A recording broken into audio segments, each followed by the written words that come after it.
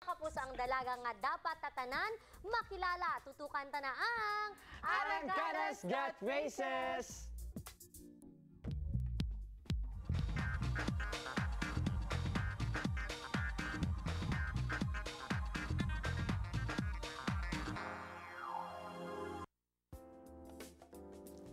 Isa ka antikenya ang nakakuha sang atensyon sa Arangkadas Got Faces subong nga semana.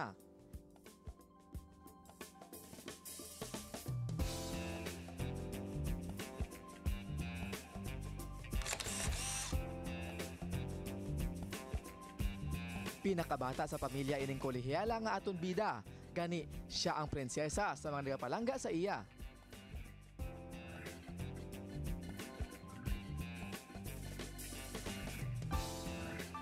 And of course, hindi gid madula ang mga pamangkot naton.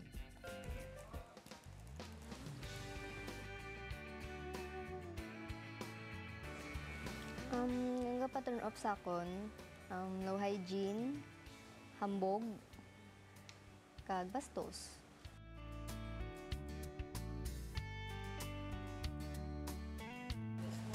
Ang ginahangaan ko gid si Aljur kay gwapo, kag buot siya, tapos magalang.